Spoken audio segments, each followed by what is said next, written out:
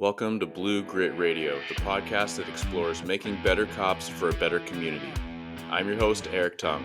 I've been an active police officer since 2007. We will dive into the aspects of police culture, health and wellness, leadership, and mindset. You'll hear from experts not only from policing, but all industries as they relate to being our best with purpose, passion, and positivity. Join me as we share stories, lessons, and advice so we can all be better for ourselves, our teams, our families, and our communities. Hey, ladies and gentlemen, welcome back to another episode of Blue Grit Radio. This is your host, Eric, and today I'm joined by a couple special guests. We're going to be having a really critical conversation, which is frequently what we do here, but I'm talking about the main importance of why we even talk about first responder wellness, military personnel and veteran wellness, and wellness in general. And that's life, right? That's life and death. That's mental health. We're talking about suicide prevention. We're talking about all the things. So without further ado, I want to introduce Patrick and Dave. Thank you, gentlemen, for coming on the show today. Thanks for having us. Yeah, absolutely. So I've been connected and acquainted with Patrick and Dave through a development of the Guide app. And so we're just going to jump into it. And I want to give the listeners an opportunity for both of you to introduce yourselves and your story as it pertains to these critical topics. Like, why are we talking about this, mental health, and its utmost importance? So Patrick, do you want to kick things off? Yeah, I'd love to. So I'm a serial entrepreneur, and my last business venture was called Net Driven. And Net Driven was very successful. Over the course of 7 years, we saw, 100% plus growth year over year. So that means that from 1 year to the next, if we had 25 employees in year one, the next year we'd have 50 and then 100. And that kind of growth is super stressful. Probably not as stressful as being a police officer in the military, but it was stressful. And over the period of time that I grew that business, I really wore myself down. And at the end, when I sold it, we had a really great, successful exit. I found myself depressed, burned out, experiencing anxiety. And it wasn't how I expected to feel. I thought that was going to be a moment of victory and I was going to feel really good. And actually, I felt the opposite. And I think what else was interesting is in some ways, I sold my purpose. Like that is the thing that got me out of bed every morning. That was my reason for living. And when that went away, and then I really started to grapple with the impact of the 80-hour weeks, week over week, plus 2 young kids and being married and just all those things, I really paused and said, well, why am I doing this? Why am I even doing this? And what don't I know about being a happy, healthy human being? And it was in those moments that I really dedicated the next years to exploring the world of mental and emotional and physical wellness and really understanding what do I need to change about myself to live a life that I love. And I spent over the next 4 or 5 years about 2,500 hours of supervised training in different wellness modalities, and also participated in thousands of hours of practice of those modalities on my own. And through that process, I made 2 really big realizations. One was what had prevented me from adapting a better mindset and emotional intelligence techniques and taking better care of myself physically in the preceding years. And one of the things that I realized is that I did not feel safe or comfortable talking about my struggles with anybody. I was in a position where a lot of people looked up to me, and to admit that I was struggling just seemed like too much. So I started to experiment with ways that would help other people get more comfortable starting to talk about and process the things that I hadn't talked about and processed. And one of the big innovations that wasn't available at the time was using anonymous, asynchronous, text-based connections between people and between experts that would allow people to feel more comfortable and safe talking about what was going on, processing that information, and then being able to take next steps. That was a big innovation, and we did a lot of testing around that, and that's obviously a cornerstone of what we do in the Guide app. The other realization I made was, are there groups of people that may experience stress like I did, and maybe for similar reasons, like they don't want the current systems that were available aren't supporting them talking about what's going on, making those realizations, and taking the next steps. And I really identified first responders, people in the military, veterans, corrections officers as markets that have very similar limitations in terms Yeah. of the current systems and what they're comfortable doing, and also experiencing very high levels of stress. So really needing services like this, but not having the right services to help them. And early on, we took all that information and worked with the United States Department of Veterans Affairs in their Mission Daybreak contest. And they loved what we were doing. We ended up being a finalist in their contest, received a $250,000 investment from them, went through an accelerator with them, and are continuing to explore partnerships with them. But that was really our launching pad into the markets that we currently serve. And I'll let Dave take it from there. That's been my journey, and really just want to help people that are maybe struggling in some of the ways that I was struggling, and offer better opportunities to be their best. Absolutely. I love that, Patrick. And you just sharing your personal story is so impactful. And it's not just first responders, right? And I know, we all have family and friends that are in a different sector, right? Private sector, nonprofits, entrepreneurs. Like this stress, this chronic stress, like deteriorates our health. And we feel it, we see it every day. And so thank you for sharing that. I'm going to cut back to you. But yeah, Dave, can you please introduce yourself and tell us a little bit about yourself? Absolutely. So I'm Dave Battinieri. I am the head of sales and marketing here at Guide. What I really love about what we're doing here at Guide is I spent a good portion of my early life, almost 10 years, as a volunteer firefighter here in Pennsylvania. For me, it was something I always felt compelled to do and wanted to do. My father was in the military. He was in the Army. Many of my cousins are in law enforcement, so first responders have always been a very big part of my life. I was actually in a car accident in 2015 that left me with 2 years of surgeries, needing to rehabilitate my arm and things like that. Was not able to perform the duties necessary anymore. Similarly, went through a divorce and was going through some things in my personal life at the time. Having the experiences growing up that I had with my father and the way it was very much that rub dirt on it, you're good to go.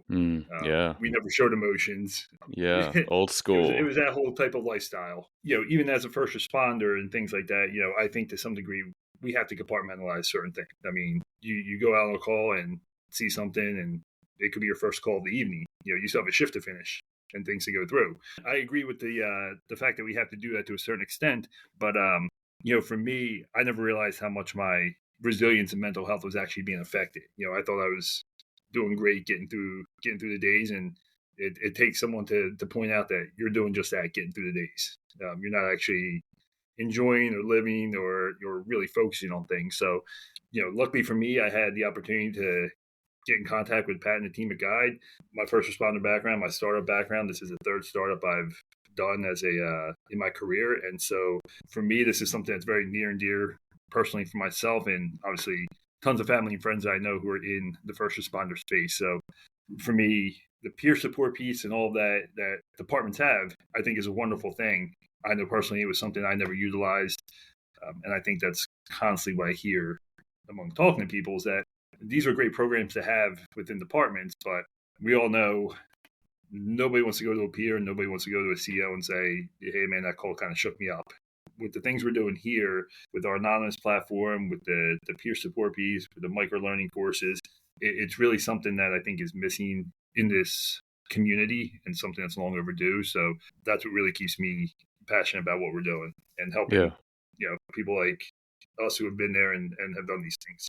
No, I mean that's a huge piece to focus on, and I just want to say thank you for your service. Like there's so many people that come into first responder work, military, and it is a service and it's a job. But let's remember that some folks, right, reserves and volunteer firefighters, like you're just doing it to volunteer. You're just purely doing it to serve. And so I just want to highlight that and shout out to all the volunteers out there that are doing all this kind of support work or first responder on the line work, like forest firefighters and all that, as well as the fact that you come from a military family and there's a certain level of dedication there that the family serves. And so I just want to highlight that. But you're absolutely right. And so I'm a huge advocate of peer support. I've been involved in my team for so many years, but in growing my team and in growing that and interacting with regional partners and outside agencies across the nation that have reached out and said, hey, how do you build this and what are you doing?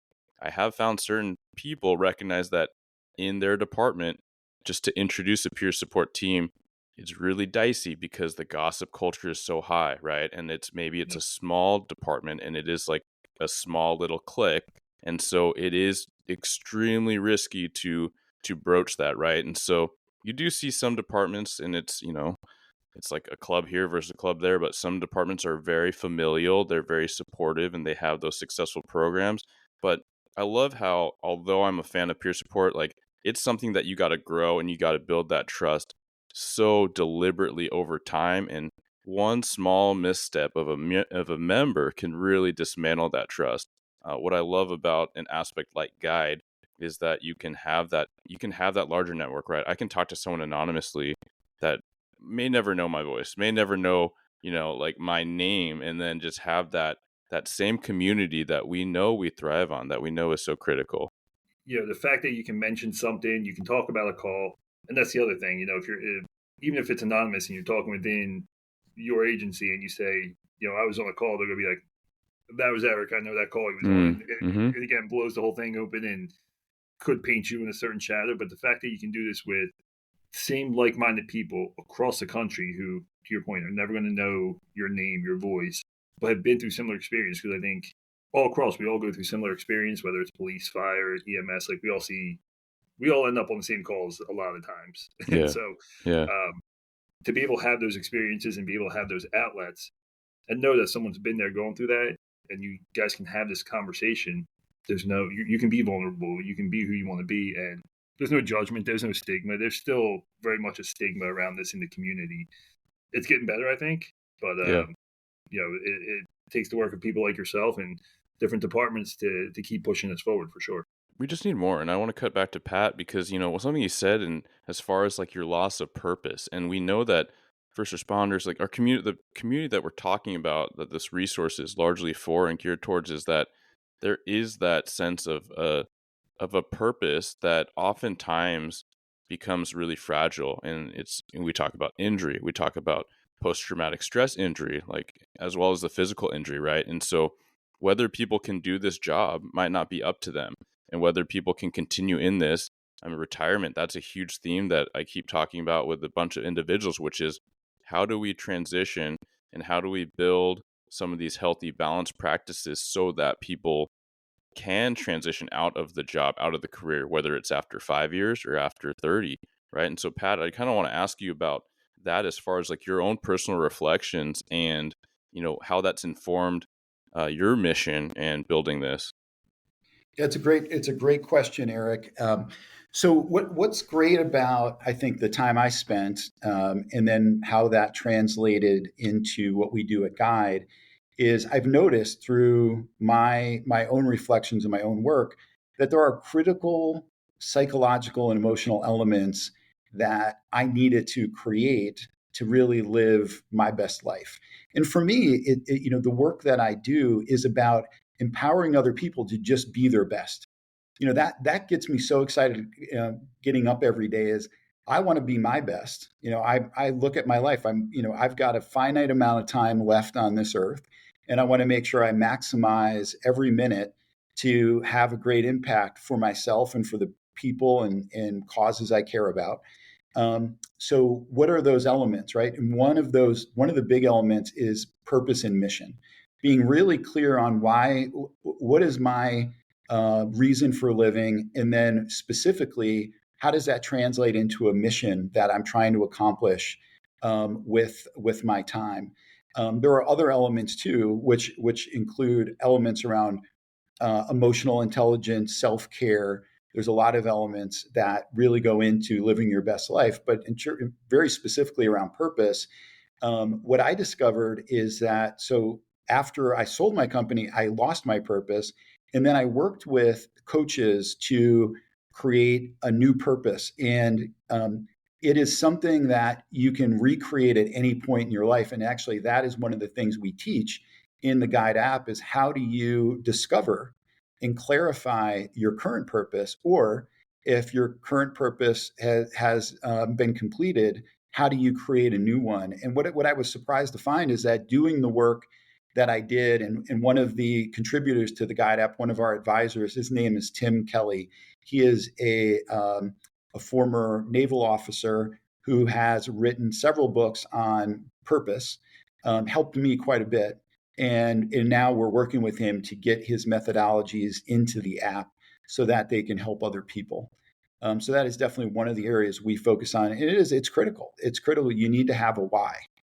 Yeah. And even if you have a why now, clarifying it is powerful. So getting more definition around it. And those are things we really aspire to help people with. I think that's huge, right? You have purpose, and this will resonate with anyone who enters a career or a life of service, right? And so oftentimes, like in my own friends or people that we've connected with, we know that that can be really trying when you're like, shoot, I can't do this job.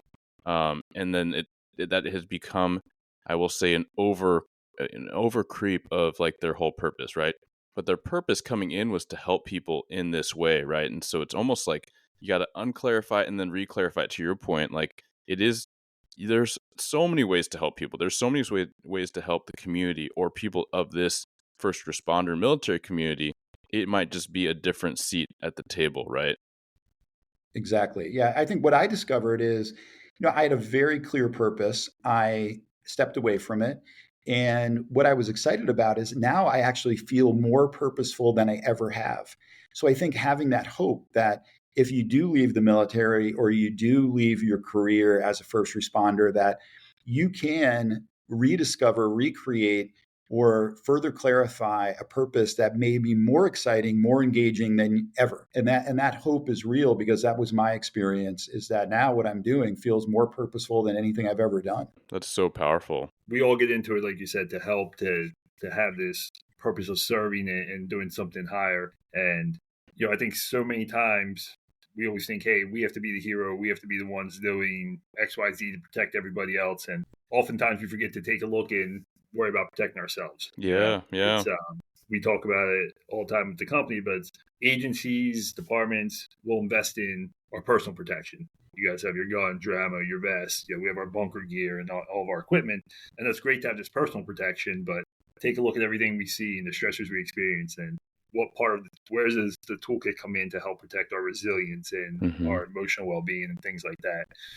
So it's nice that's why I love, again, what we're doing here. We're helping on all those fronts of wellness and resilience, but it's good to see agencies and departments and people like yourself who are starting to bring this about too. This way we have our personal protection, but then we have our emotional and wellness protection as well. I love that. That's such a big deal. You're talking about self-care and, Patrick earlier talked about optimizing, right? Like living your best life. But I think what every first responder can agree, whether or not they are into or whether or not they're apprehensive with the notion of wellness, right? Like, what does that mean? Like, I'm not a gymaholic and I'm not like a woo-woo, like, kumbaya person, because it generates these things. But ultimately, at the end of the day, you think about a vehicle, like, do you want it properly maintained on schedule? Do you want to be putting the right fuel in it? Do you want it to cool down so it doesn't redline? How are you driving this vehicle? And everyone will agree, like, yeah, you got to take care of the machinery. You got to maintain it.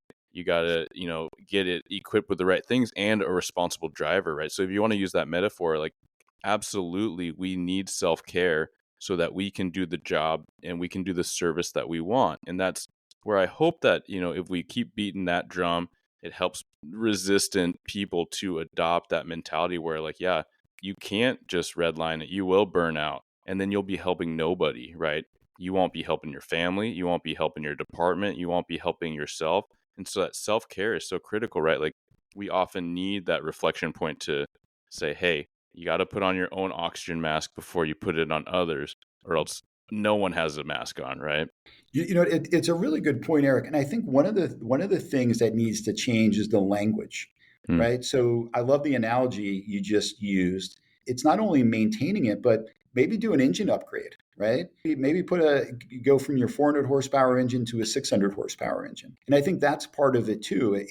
And I love the idea of what you call scheduled maintenance. Maybe we don't call it self-care. Maybe it's scheduled maintenance, right? So a vehicle I just bought, every 16,000 miles, I need to bring it to the dealer, get an oil change, have the fluids checked. And I think we need to do that for ourselves, is really be mindful of the scheduled maintenance we need to be our best. And then also there's opportunities. And I think one of the things we offer at Guide is there's some opportunities to, upgrade the engine, upgrade your transmission, put some maybe more aggressive tires on the car that allow you to perform even better. And that gets me excited. I think I think there are a lot of opportunities to expand what we're capable of. And more than anything, that's something that is really where we focus at Guide. Is part of this scheduled maintenance is not just taking care of yourself, but really pushing yourself a little bit to be your best. And part of that is taking care of the scheduled maintenance. Totally agree. And, for apps, right, we've seen them popping up, and I personally have coworkers, friends in the region that use, this app, or their department got that app, and the use rate is extremely low from my knowledge and what's passed on to me. I mean, we're in a digital age, and, gentlemen like ourselves can recognize the power of the connectivity and availability of a tool like this. But let's recognize for the generations after us, right? Dave and I are pretty close in age, and so there's this whole other generation of Z's, and then whatever comes after that, they live on their phones, right? We literally have to have conversations about how to train and expose people to talking to people in person, right? How do you make conversation? How do you make someone comfortable? Building rapport. And so it is something we need to recognize. But I kind of want to ask you, gentlemen, what sets Guide apart?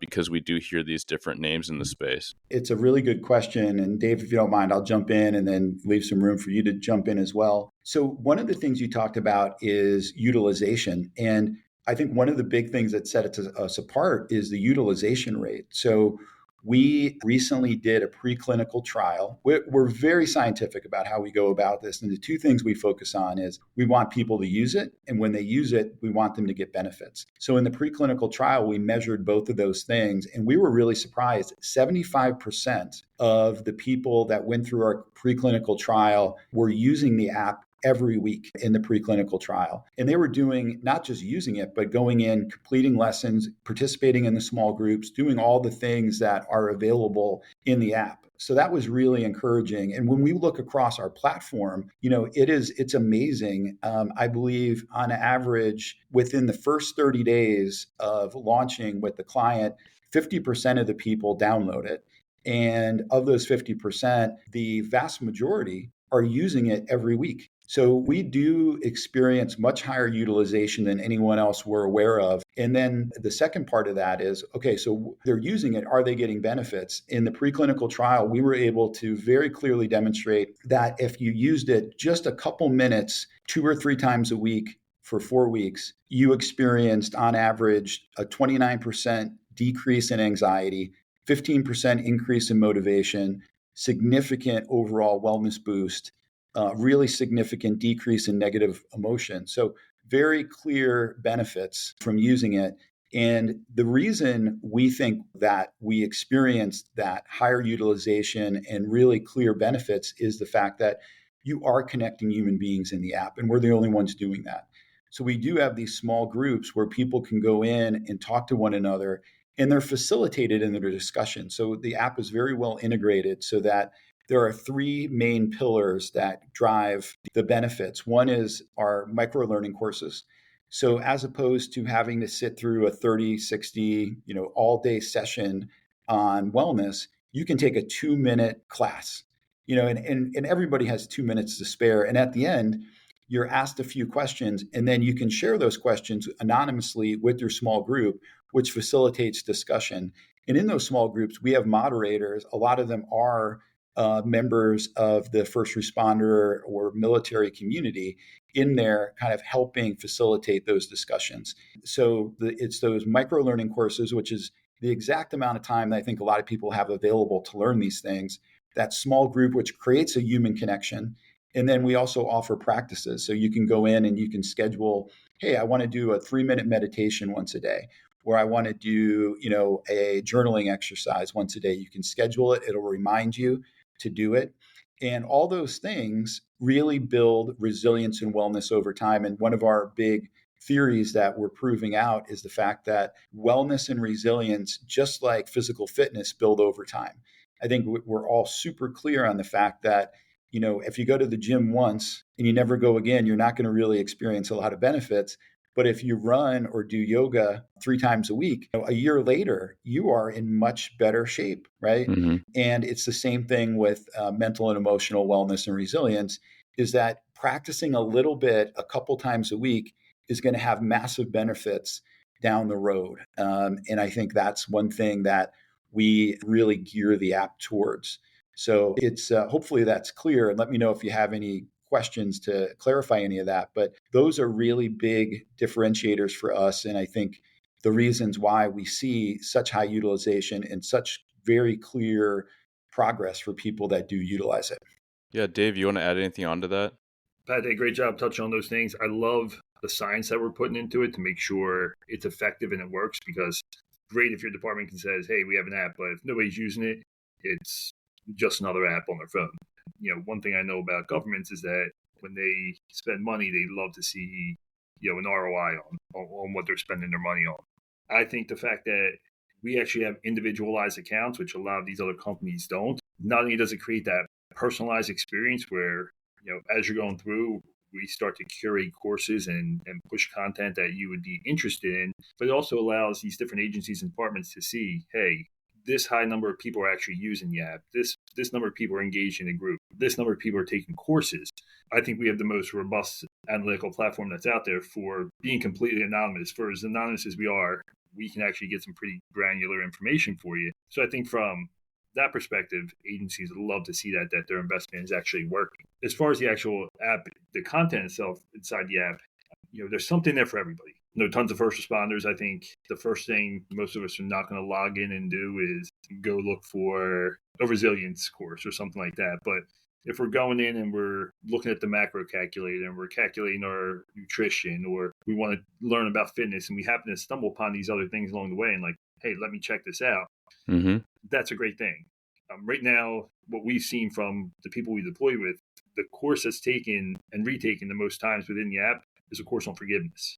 And from, again, personal experience, that's definitely not the first thing I'm going in and looking for. Yeah, But sure. I think we can all probably agree that's probably something we all need along the way. And resilience comes in a lot of forms. As first responders, we don't always get a second chance. You always have to be on top of your game. There are plenty of jobs out there where if you have an off day, it's okay.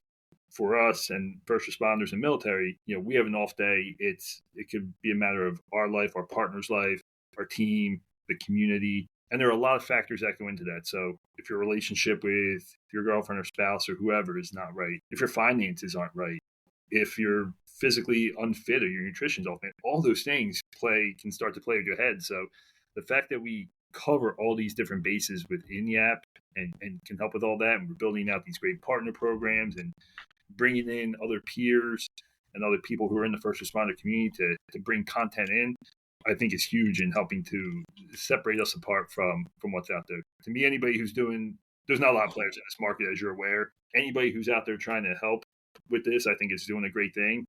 I just think we were able to see what was out there and we were able to see what was missing, take all that and put the premier app out there with things that were missing. Yeah, I think that's just a great thing to clarify, right? Like there's so many tools and there's so many apps. It's like, cool. Like if this helps get people to peak performance, if this helps them get outside of suicidal ideation, yes, we're all for like more. And I love that. I love that notion.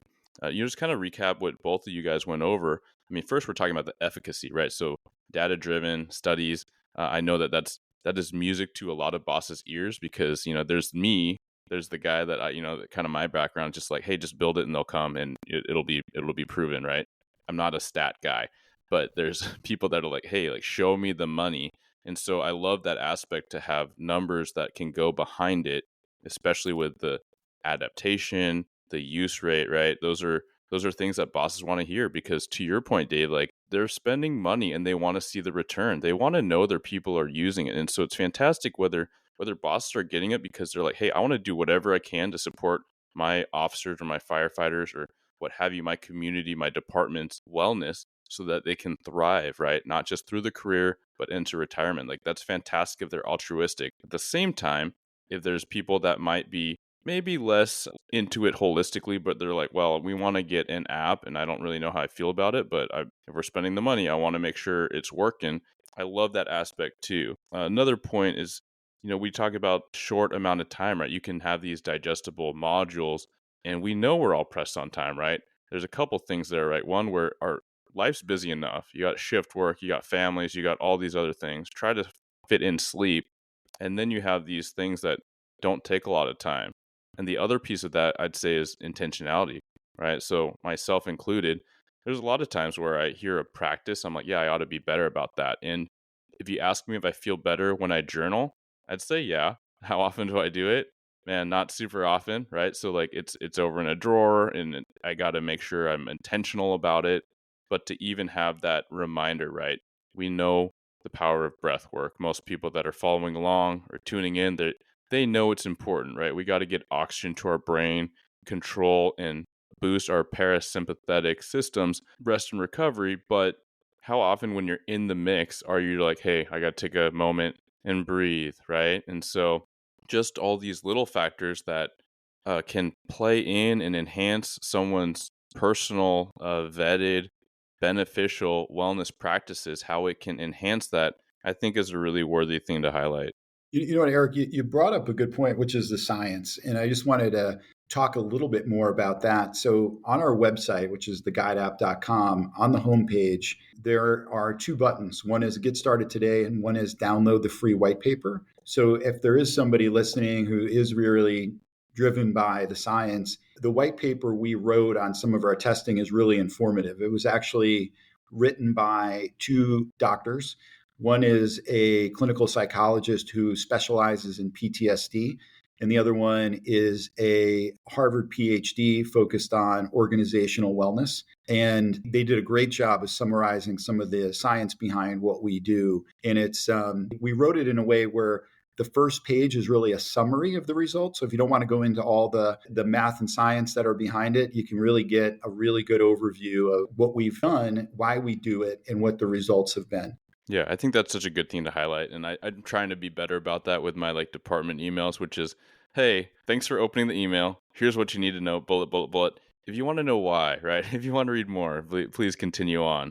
Thanks for not deleting. But no, that's such a huge thing because, we first responders are all types. And some of us like really geek out on that info, which is so critical, right? Or if you want to lead up and you're like, hey, the boss is a data guy or gal, I'm going to share this page, right? I'm going to make sure they know this information. And so with that, we talk about bosses and I kind of broach the topic a little bit, but who's adopting, right? Who are the wellness leaders? Who are the people really looking out for their agencies that are coming on as far as who you're interacting with and the trends you're seeing in those types of leaders?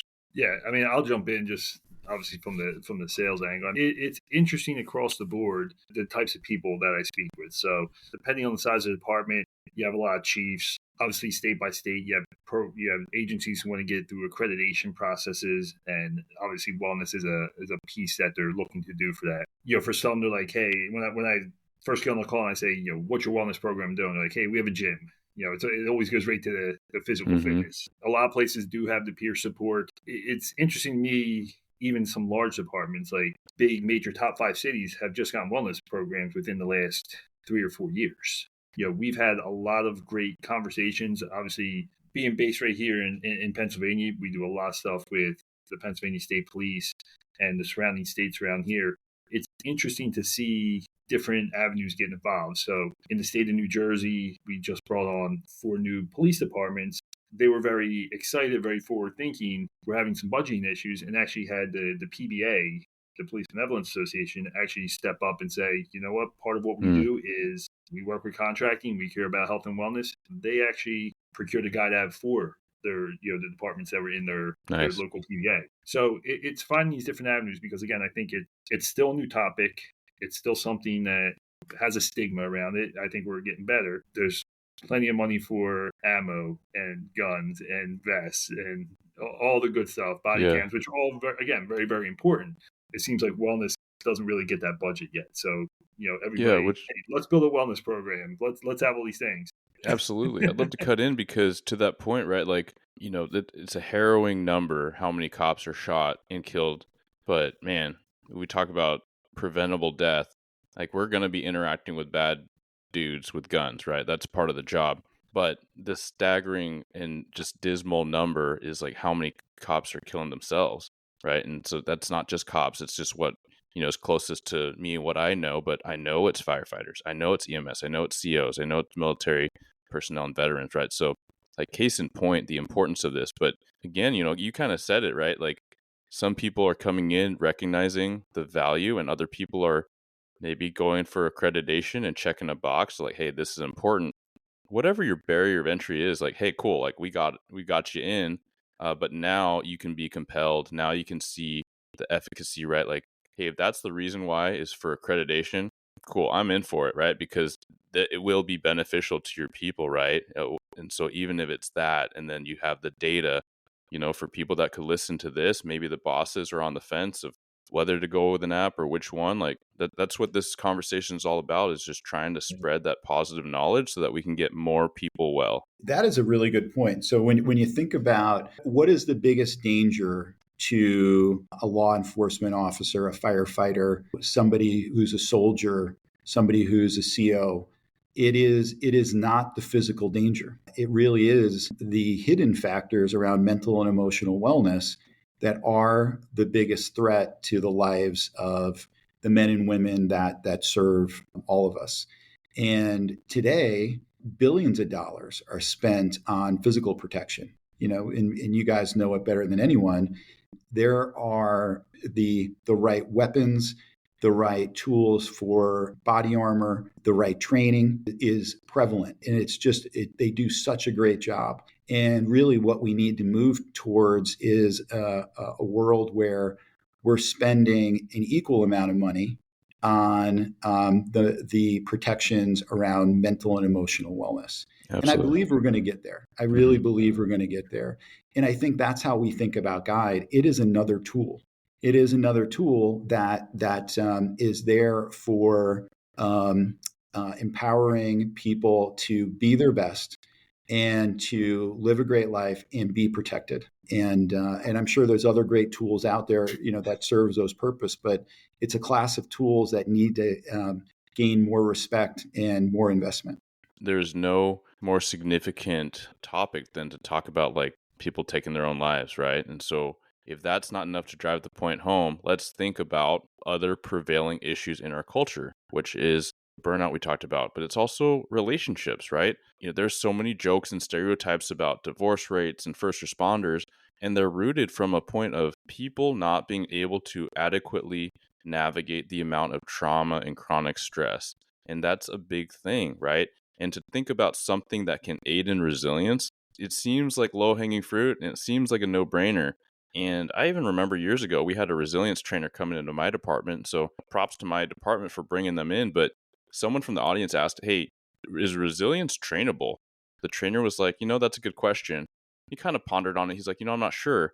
And it was actually good on this other dude, like a young new cop at the time. But he's like, absolutely it is. He's like, I came out of the military and I actually went to resilience training, and it was talking about all these things like mindset, confidence, self-care, some of these things. So it was cool to hear even back then, someone from a more traditional base like the Army had introduced that notion, that he as a young man was telling a classroom full of, a bunch of us older dogs, like, yes, it is. And then the more I reflected on it, I kept returning to this question and this theme. But then I flipped it on myself. I was like, of course it is. Like, I was a kid that lacked a lot of confidence, certain things, I talk about in my podcast to include, just the sense of like, can I be like a successful adult? Can I be a successful man? Like, what does that look like if you have estranged relationships with your father, right? And so you talk about forgiveness, and all these things are so intertwined to be the best version of yourself so that you can take care of others.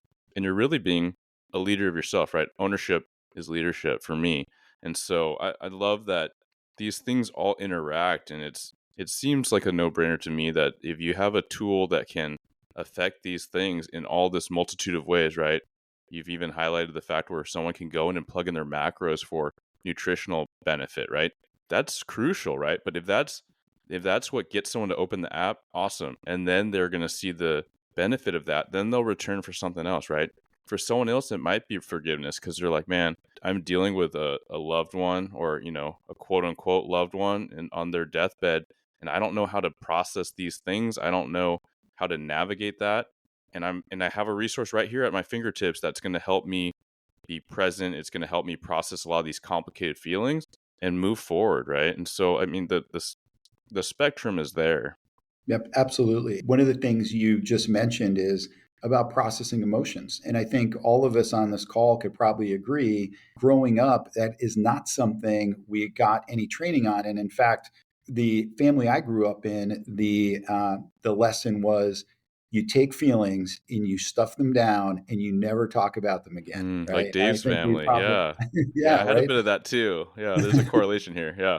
Yeah, and if you think about it, actually, that's a great strategy, particularly if you are in a really high tension situation. If you're a Marine in a firefight, you don't want to feel your feelings. You want Yes. to Yeah. stuff those down and Mm-hmm. take action. But the problem is, and this is what really impacted me, is when that firefight was over, I still didn't have a way to access those feelings and process them. So that is definitely something that I've learned that has changed my life. And it has allowed me to, I've also, like Dave, gone through a divorce for a lot of probably the same reasons that we talked about.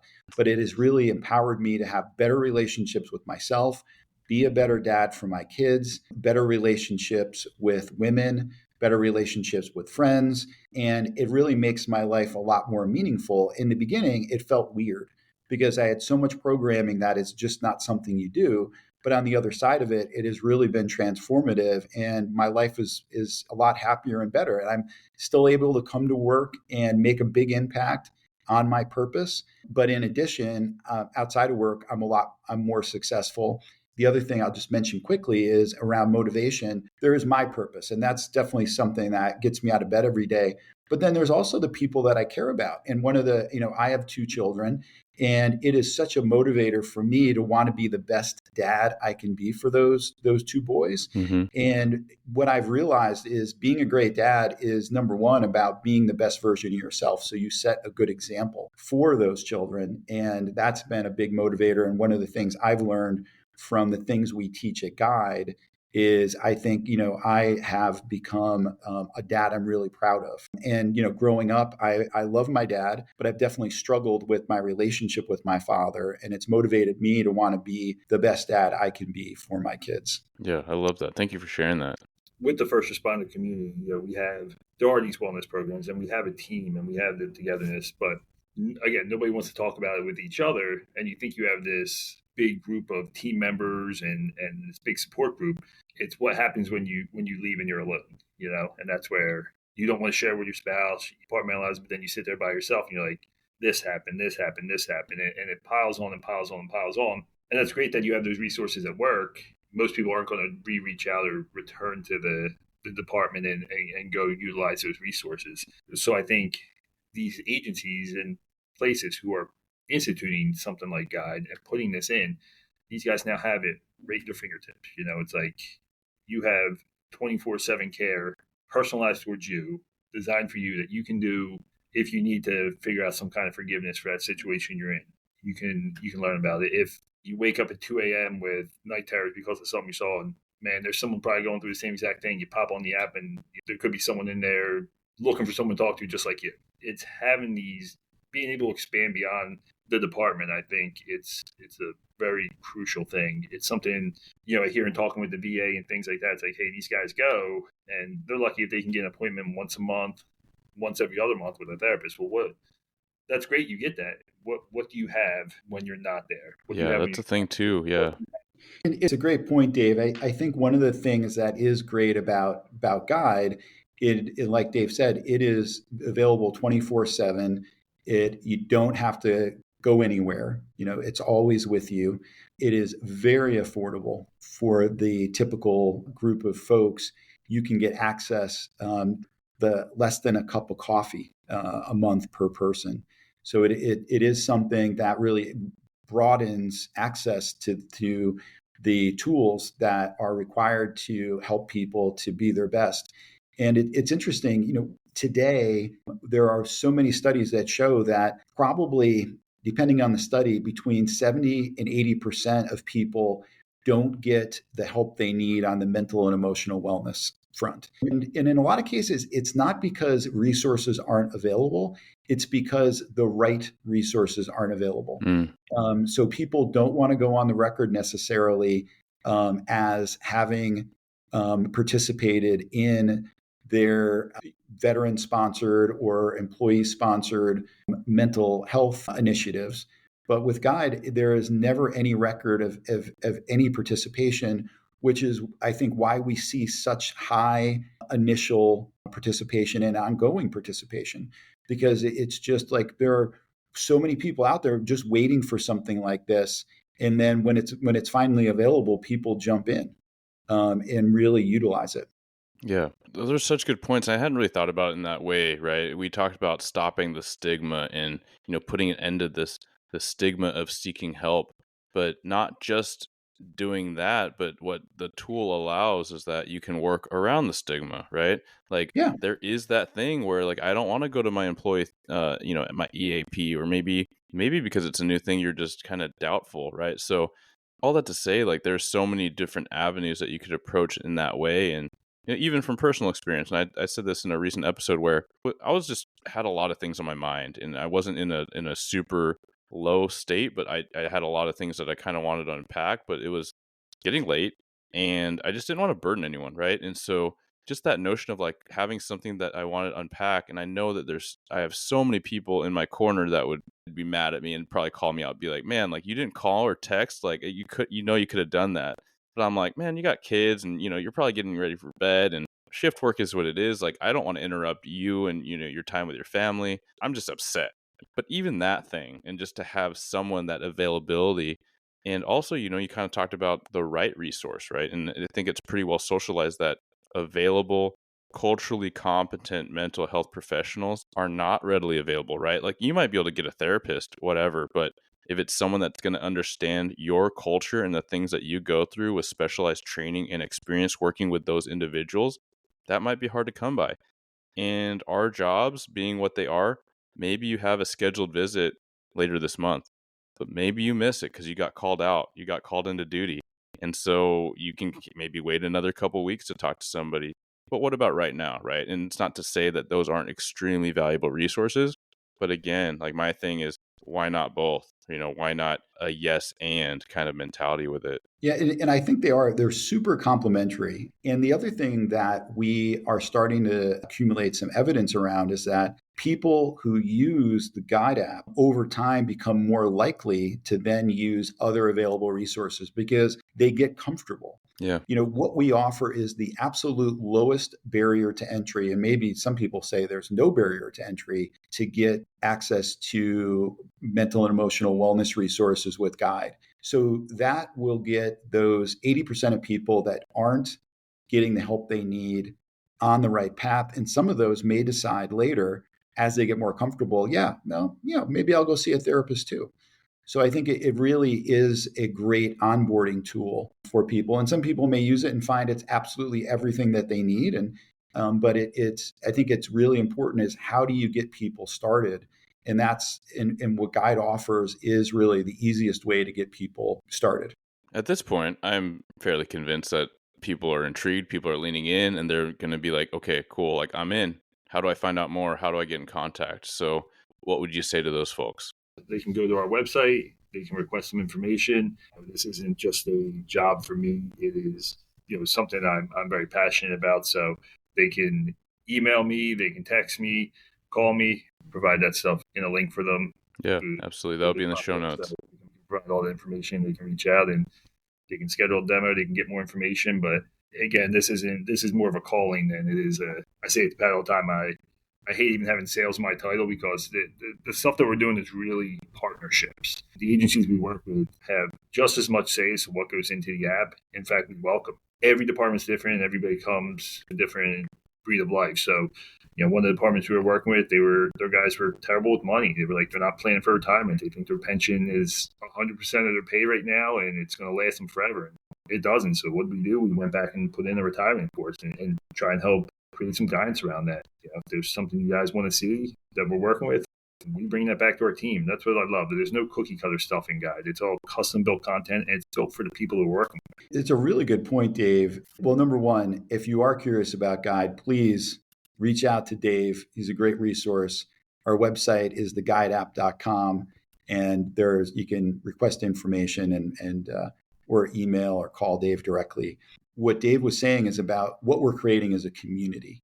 So everyone that we work with becomes part of the community, and it's really interesting to see how those community members evolve over time. And I'll just tell one really quick story. There was somebody who was involved in our initial testing who had such a great experience by using the Guide app that they were able to really transform their mindset to the point where they were on some medication for mental and emotional wellness related items. They were able to, with their doctor's approval, get off of those medications. And that experience was so profound for them. They were motivated then to become the wellness coordinator for their department, then also became a moderator in our small groups. So it's really cool to see how people get involved in our community and then evolve into different roles and different opportunities for growth. And it's really exciting. It's really exciting. It's a really transformative community. And the focus is, again, being our best. And through that dedication to being our best, we also are able to overcome a lot of the pitfalls around having anxiety, having depression, having relational problems. They all go away when we dedicate ourselves to being our best. And that's a community grows and thrives on that notion. And I do want to just say how grateful I am to have Dave on the team. He's been such a great member of the team. And when he says that it's a calling for him, it is. And it's a calling for me. We really want more than anything to make a difference. And we feel like we are doing just that. And Eric, we appreciate all your support as well. You've been a great part of our community as well. No, I appreciate that so much. And so, yeah, I mean, echoing, like I've gotten the opportunity to speak with both of you in groups and individually for much time, prior to this podcast. But yeah, Dave, so what I'm hearing is, maybe a change in title, like director of partnerships for the Guide app. Dave can call himself whatever he wants. I'll move Dude, that's the beauty of startup. Like, yeah. It's it really is though. It's we're not just. I'm not just trying to sell an app into the agencies. I believe in what we're doing. I've been able to benefit from it. We've seen the benefit of it, and I've seen firsthand about what's been missing. These new recruits coming in and these new people coming in, giving them a resource like this and saying, we're going to protect you through and through with your resilience, your emotional health, your physical health. I think is going to go a long way, not for just recruiting future generations to come on, retaining these newer people, because it's something we hear time and time again. It's people of our generation don't know how to process things right. There's tons of departments I talk to that say, hey, we're losing veteran people. And the cost of losing veteran people, you're losing that leadership, that experience. You bring these people on, you train them, you want them to stay. So it's just another resource to bring about not just retention, but recruitment as well, keep people lasting in their position. One of the things we see is that the people that are using the app are definitely of all age ranges. So we do see a wide variety. And some of our biggest supporters vocally are people in their 50s and 60s who may be the chiefs, and they love it. And they're using it themselves. I'm not surprised at all. Yeah. Yeah. And the other thing I'll say, and Dave touched on this, is that we are, again, very research focused, and we are starting to look into cost savings, right? Are there cost savings related to deploying Guide? And, what we see is that in a lot of cases, it may pay for itself in the first couple weeks. So, budgets are obviously very important, but when we think about what is the cost of absenteeism and how that may drive overtime in different departments, what is the cost of losing a recruit you just trained and then having to replace that person, or the cost of trying to replace somebody who's got 10 years of experience. There was an article we were just reading about one of the state police academies that it said in the first year, they lost 40% of the new recruits that they just trained. Man. What is the cost of that, right? Yeah. So if they were able to deploy the Guide app And even if we were able to change that from 40% to 39%, guess what? That app just paid for itself multiple times over. And if we could change that from, you're losing 40% to you're losing 0%, that app may pay for itself 1,000 times over. So I think, there is a hidden economic benefit that we are starting to scratch the surface on, where this may be, if you care about wellness, it's something that you should do. But if you also are worried about your budget and how much money you have to invest in your people, this is also something you should do. Yeah, that's huge. I'm glad you said that because I had a thought in that direction, but also you expand it out, right? Like, yeah, if you care about money, if you care about productivity, if you care about lower complaints, if you care about fewer uses of force or excessive force, I mean, there doesn't take a genius to recognize that if someone is balanced and well emotionally regulated, then these things will be more in check. And just to say, like, if you care about someone not getting injury, like an extra 20 pounds on someone's frame that isn't ideal weight, then that's going to put pressure on their joints, right? That's going to help them twist their ankle when they get out of their car. And these hidden things that you recognize, right? But like if someone is breathing better, sleeping better, decompressing, learning nutrition, getting some exercise guidance, talking to someone in a small group, would that not help them get more in shape? Probably all these things, right? And what I hear is this paying it forward notion, right? You had your own experiences and you recognized you needed to put it in a direction and put it into a vehicle to pay it forward unto others at scale. And I think that's a beautiful thing, right? You gave the example of the individual that did just that, right? Helping other people get on their wellness journey to live their best lives. We provided such a smorgasbord of things to cover, and we could certainly keep going on for hours. But thank you so much both for coming on and sharing your time and having these crucial conversations. Thank you, Eric. This has been a pleasure, and just thanks for everything you do in so many different ways. And it's really been a great experience. Yes, thank you so much for having us. It's been, Absolutely. Been great working with you, and been an absolute pleasure. All right, until next time. Thank you for tuning into another episode of Blue Grit Radio. As always, support this community by subscribing, giving us a 5-star review, and following, liking, and sharing posts on Blue Grit Wellness on Instagram. You can reach me there or email me at bluegritwellness@gmail.com. Be well and stay gritty.